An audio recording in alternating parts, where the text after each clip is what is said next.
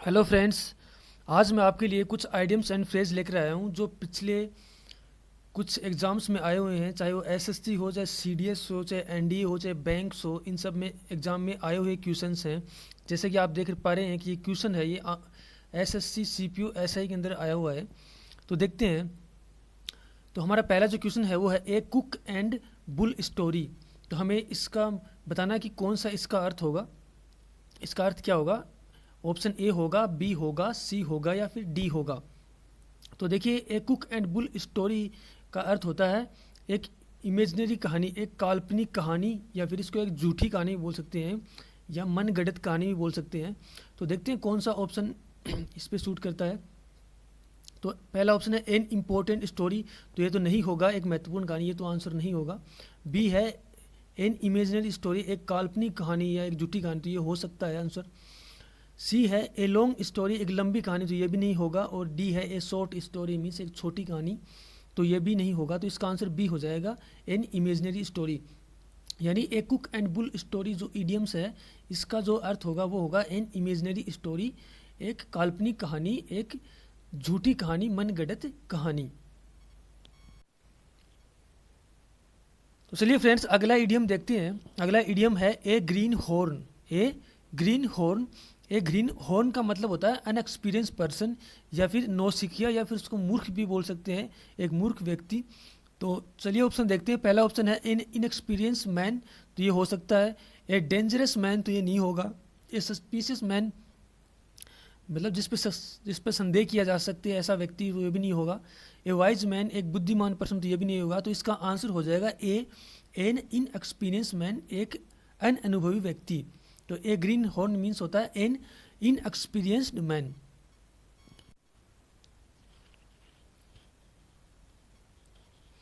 तो चलिए फ्रेंड्स, अगला इडियम देखते हैं। अगला इडियम्स है at variance with. At variance with का अर्थ होता है के विपरीत। एट वेरियंस विद का अर्थ होता है के विपरीत। तो देखते हैं कौन सा ऑप्शन इसका अर्थ होगा। पहला ऑप्शन है इन वन टाइम, एक समय के अंदर, तो ये इसका आंसर नहीं होगा। इन अपोजिट, के विपरीत, तो ये हो सकता है। इन एनी वे, किसी भी कंडीशन में, तो ये भी नहीं होगा। समटाइम्स मीन्स होता है कभी कभी, तो ये भी इसका आंसर नहीं होगा। तो इसका आंसर हो जाएगा बी इन अपोजिट। इसका आंसर क्या होगा? In opposite. At variance with means होता है in opposite.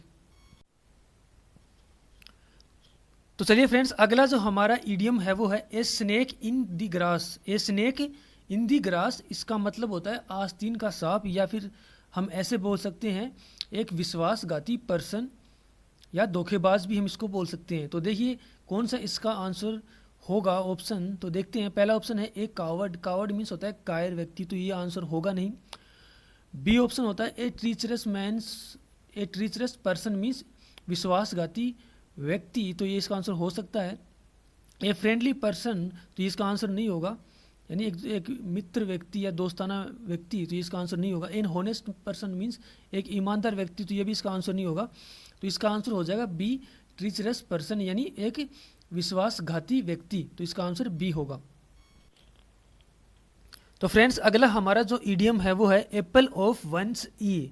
Apple of one's eye का मतलब होता है प्यारा दुलारा, आँख का तारा, यानी जो किसी के लिए बहुत ही प्रिय होना, इसका अर्थ होता है एप्पल ऑफ वंस ई है। तो देखते हैं कौन सा ऑप्शन इसका आंसर होगा। ए ऑप्शन है the person with sweet taste. The person with sweet taste, तो इसका आंसर नहीं होगा, यानी स्वीट टेस्ट का पर्सन, तो इसका आंसर नहीं होगा। बी है द पर्सन विद वाइड पपिल्स, यानी जिस व्यक्ति की चौड़ी पपिल्स हो, पुतली हो, तो वैसा पर्सन, तो ये भी इसका आंसर नहीं होगा। The person who likes apple, जो पर्सन एप्पल पसंद करता हो, तो ये भी इसका आंसर नहीं होगा। चौथा है the person who someone loves और चेरिश द मोस्ट, तो यही इसका आंसर होगा। जिस पर्सन को सब प्यार करें और सब उसकी प्रशंसा करें, तो इस आंसर क्या होगा? डी इसका आंसर होगा। Apple of one's eye means the person who someone loves और चेरिश द मोस्ट। तो फ्रेंड्स, अगला हमारा इडियम है a chip on your soldier. A chip on your shoulder. A chip on your shoulder means होता है बात बात पर बिगड़ना, अनिच्छा जाहिर करना। तो देखिए कौन सा इसका आंसर होगा ऑप्शन। पहला ऑप्शन है योर शोल्डर इज इंजर्ड, आपका जो कंधा है वो घायल है, तो यह आंसर नहीं होगा। There is burden on your shoulder, option B is there is burden on your shoulder, यानी आपके शोल्डर के ऊपर बोझ है, तो ये भी इसका आंसर नहीं होगा। यू आर होल्डिंग ए ग्रूज, तो ये इसका आंसर हो सकता है। यू आर इल, आप बीमार होती है, भी इसका आंसर नहीं होगा। तो इसका आंसर हो क्या हो जाएगा, सी हो जाएगा। You are holding a grudge यानी अनिच्छा जाहिर करना, बात बात पर बिगड़ना। तो a chip on your shoulder means होगा you are holding a grudge. Grudge means होता है अनिच्छा।